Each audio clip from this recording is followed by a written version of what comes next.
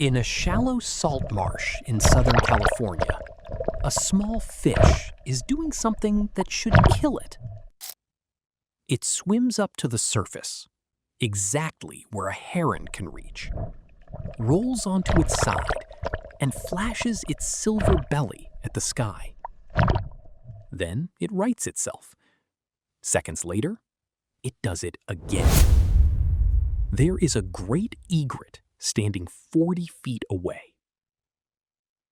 The fish is not sick, not injured, not dying. It is well fed, growing normally, and behaving completely reasonably. It is advertising itself to the thing that eats it. The obvious explanation is that something is wrong with it. There isn't. Pull these fish out, and they're in good condition. Feeding, growing normally, body's healthy. So why would a healthy fish advertise itself to the animals that eat it?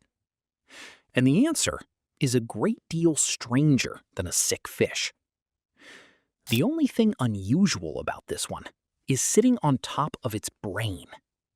And whatever it's doing up there isn't making the fish ill, it's making it conspicuous, which in a marsh full of herons and egrets is far more dangerous. In the early 1990s, an ecologist named Kevin Lafferty and his student Kimo set out to find whether the flashing actually mattered. They went to Carpinteria Salt Marsh, north of Los Angeles, and built open enclosures in the water.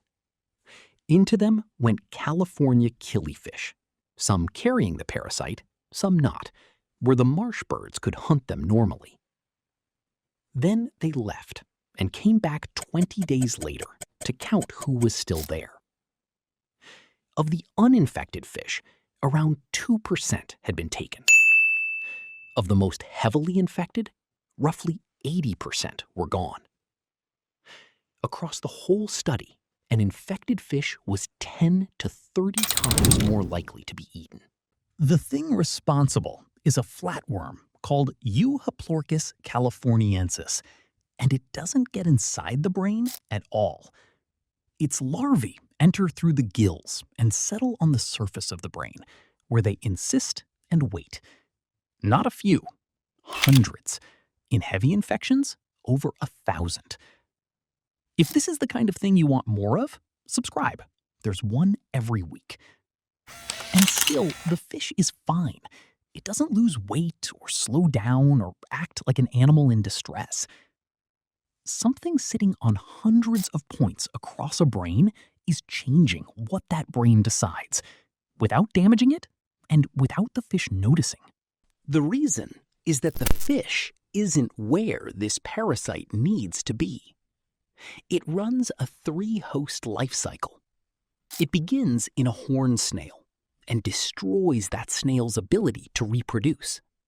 The snail lives on, feeding and moving as before, except it will never breed again.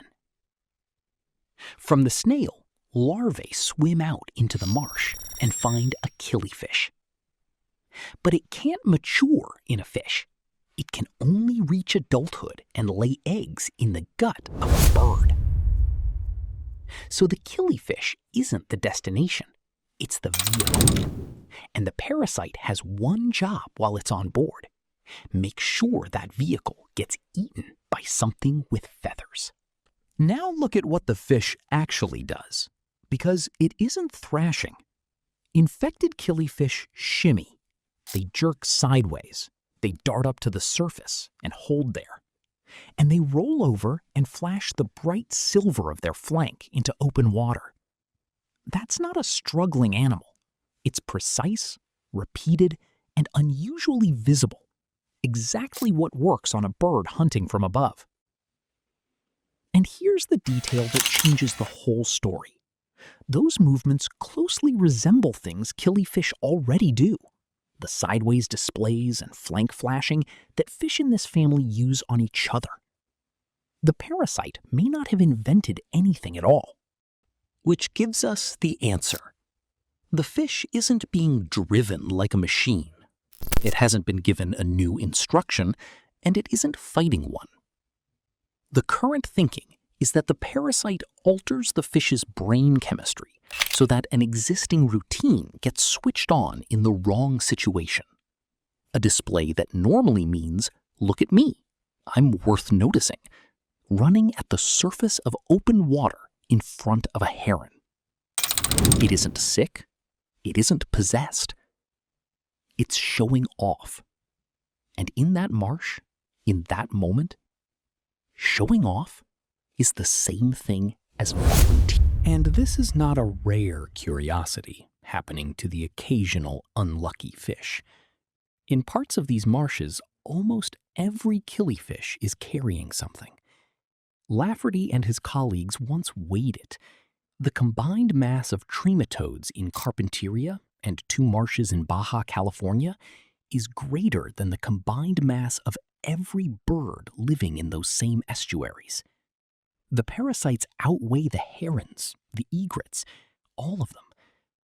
The birds aren't simply hunting a marsh. They're hunting a marsh where something invisible decides, fish by fish, which ones are easy to catch. Take the parasites out, and the birds might struggle to feed at all. And that's the part that doesn't stay in California. We picture manipulation as something installed, a new desire pushed in from outside, which you'd recognize and resist if you were paying attention. This fish suggests the opposite, and it's a far harder problem. Nothing was installed. The parasite didn't build a new behavior, argue with the fish, or override anything. It took a real impulse the animal already had and moved it to the wrong moment. That's worth sitting with, because everything built to capture you works the same way.